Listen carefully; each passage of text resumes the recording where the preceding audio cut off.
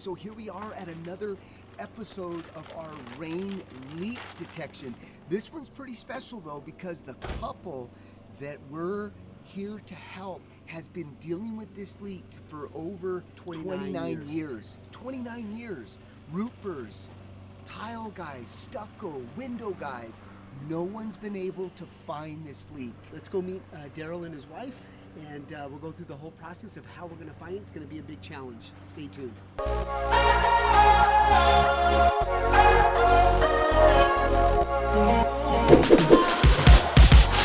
But it's unbelievable how you guys have been dealing with this for 29 years and never got to the bottom of it. Well, and we gave up sometimes a year or two, and then it kept getting worse. Yeah. Worse. I just change towels at night. When it gets real bad rain, I have to change towels.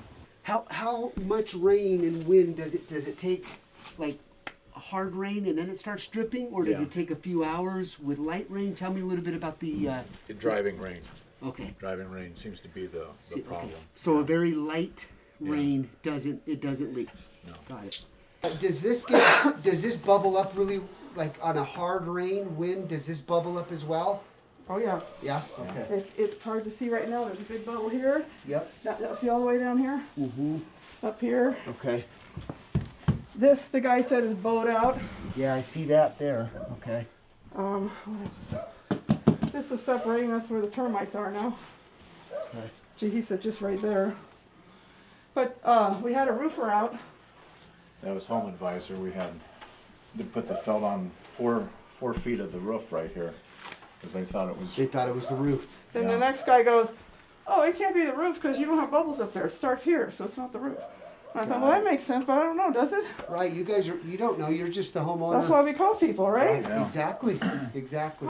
We're gonna open up, make some incisions on this wall right here. On both sides, pretty much here, here, and here. Okay. Do our smoke test first, David. Smoke test. We're gonna do all these different. Smoke? What does that do? It's a UV smoke test. Oh yeah. We inject it from the inside, go on the outside to see if there's any obvious breaches. Uh-huh.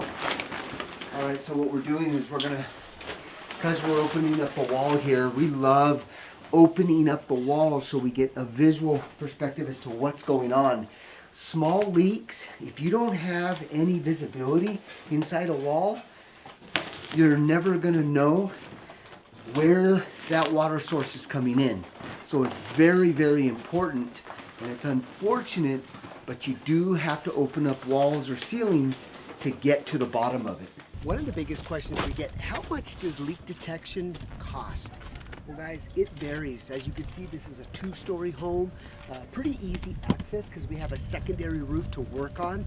Oftentimes we've got to work on ladders, depending on how small the breach is, how much the damage inside. All of that really dictates the price, but we've done them as low as of about $550, and we've done them as high as of about $8,500. Another question we get is, how long does it take to find a leak from rain? Well, that can vary, guys, again, depending on how small the breach is. Sometimes there's several leaks. Sometimes we've got to do a lot of dry. Sometimes there's mold in the walls. So on average, you're looking at anywhere from 2 to 4 days with 100% guarantee of detection. All right, guys, our first step is we're going to go ahead and inject our UV non-toxic smoke directly below the window where the affected area is. Okay, guys, we've already inserted the smoke cone inside directly underneath that window. So it's been about 2 minutes with a lot of smoke being injected inside the wall, not getting anything. All right, guys, we tried the smoke machine. I thought that was going to work, but it didn't get the results that we wanted. So now we're going to go ahead and perform our hydrostatic water pressure test. And we want to start at the lowest point here. Dave will explain. Yeah, so we've opened up all the walls just below this window here. So now we've got everything exposed. We can see everything inside. Now, a great indicator as well when you open up your walls and expose all the wood, you could see where that old water path has traveled. That's another great sign where to focus. And it's going to be in this area right here. So what we're going to do is we're going to start at the lowest point and just start working our way up. The reason why you want to start at the lower end versus at the top is because if you start at the top like most guys do, what'll happen is that water will come down and you'll never know if it's here or up above. So again, great tip here. Start at the lowest point. Okay guys, quick little tip. Measure where the damage is down below from an exterior portion and then come up as I'm doing now. So we measured 13 feet from the patio door to where the damage is. So we're doing the same thing. That puts us about right here. All right guys, we're getting our first leak. So what's happening on, this is not the leak that's causing the bedroom, but right off the bat, this is a new patio area. As you can see, tons and tons of water here. So if there's a lot of wind and rain, it's gonna come up underneath those shingles and create this damage here.